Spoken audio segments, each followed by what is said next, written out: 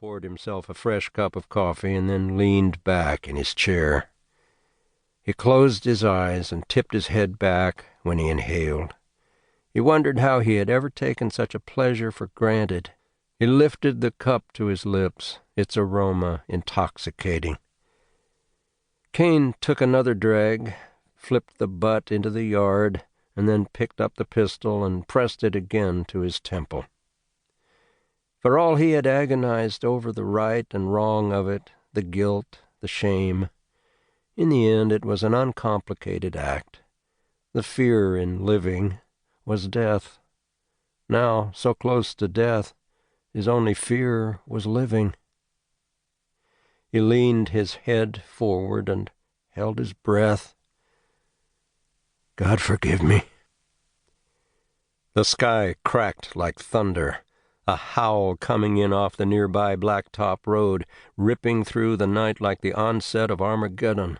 An engine roared, tires screamed, headlights pierced the emptiness like the fiery eyes of something from the inferno as they lurched and bounded out of the murky abyss and then dipped and went black. Shearing metal, exploding concrete, the final crescendo in an eerie quiet, followed by the gasping, dying sound of radiator steam. The noise was coming from the direction of the bridge. The old man dropped the pistol. He stared wide-eyed out into the blackness, expecting to see Satan himself come to collect his dues. He waited. He listened. There was no sound save that of the hissing, which sent a chill through him. He waited. Nothing. He hurried off the porch and across the driveway, poking in his trouser pocket for the keys as he ran. He slipped in behind the wheel of the old ranch truck. The keys rattled as he thrashed about, searching for the ignition.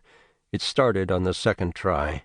Gravel sprayed out from beneath the rear tires as he fishtailed out of the driveway and onto the blacktop. He came upon the fresh skid marks first. Then, in his headlights, the smoking wreckage.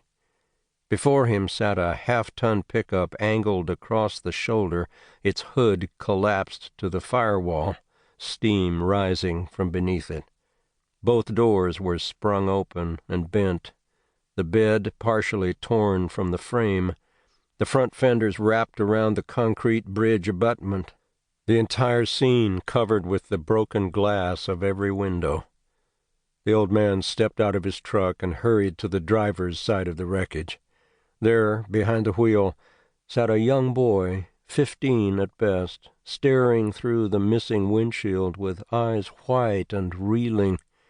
He was wearing an old felt cowboy hat, a threadbare shirt, and worn-out Mexican boots. Kane leaned in, supporting his weight with one hand above the doorframe. "You okay?" The boy, red with blood and reeking of alcohol, turned half toward him. His head bobbed, and he coughed. "I ain't sure." Kane took him by the arm. "Come on, we gotta get you to the hospital before you bleed to death." "Don't move me." "You need looking after." "I can't go to no hospital." "Why can't you?" "I said I can't." "Well, can you walk?" "I ain't tried." The old man reached for the boy, pulled on him. Hold it, the boy protested. "We gotta get you out of there." The boy's head wobbled. He teetered side to side. Okay, let me do it." The boy swung his feet out with great effort. It was not clear if it was the alcohol or the injuries that impaired him. Kane reached for him again. "I'll take you to my place and we'll see how bad you're hurt." "I don't need your help." The boy stepped out and then stood shaking while he held on to the loose door. He took one step and then another, limping noticeably on his left leg. "That leg hurting you?" "It ain't the leg."